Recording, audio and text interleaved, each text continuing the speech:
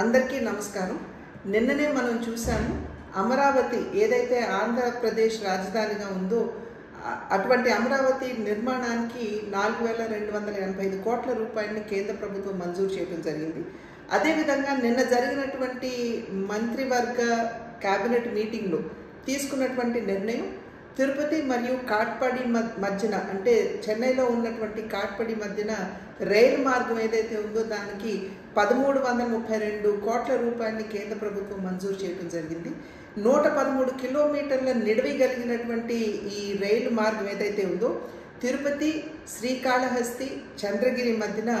రవాణా సౌకర్యాన్ని మెరుగుపరచడం మాత్రమే కాకుండా వెల్లూరు మరియు తిరుపతిలో ఉన్నటువంటి ఈ జిల్లాల్లో ఉన్నటువంటి వైద్య విద్య ఏదైతే ఉందో దానికి మెరుగైనటువంటి కనెక్టివిటీ అందించడం మాత్రమే కాకుండా రాయలసీమ ప్రాంతంలో ఉన్నటువంటి రైతులకి అదేవిధంగా రైతాంగానికి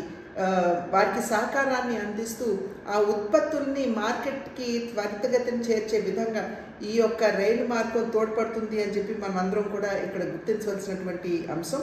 అదేవిధంగా చిత్తూరు, తిరుపతి, నెల్లూరు జిల్లాల మధ్యన జనాభాకి ఈ యొక్క లాభాలకి ఈ యొక్క జిల్లాలకి మంచి లాభం చేకూర్చే విధంగా ఈ రైలు మార్గం ఉండటం మాత్రమే కాకుండా అక్కడ ఉన్నటువంటి ఏవైతే ఉన్నాయో సిమెంట్ కావచ్చు ఇతరత్ర పరిశ్రమలకు కూడా ఇది మంచి సహకారాన్ని అందించే విధంగా ఉంటుందనేటువంటి విషయం మనం గుర్తించాలి. 113 కిలోమీటర్ల నిడివి కలిగినటువంటి ఈ రైలు మార్గం 17 స్టేషన్లు, 324 చిన్న బ్రిడ్జ్లు, అదేవిధంగా 15 పెద్ద బ్రిడ్జ్లు మరియు 7 ROBలు, 3 RUBలతో ఈ యొక్క రైలు మార్గ నిర్మాణం జరుగుతున్నటువంటి సందర్భంలో నరేంద్ర మోడీ గారికి అదేవిధంగా రైల్వే మంత్రిత్వ శాఖ మంత్రి అయినటువంటి అశ్విని వైష్ణవ్ గారికి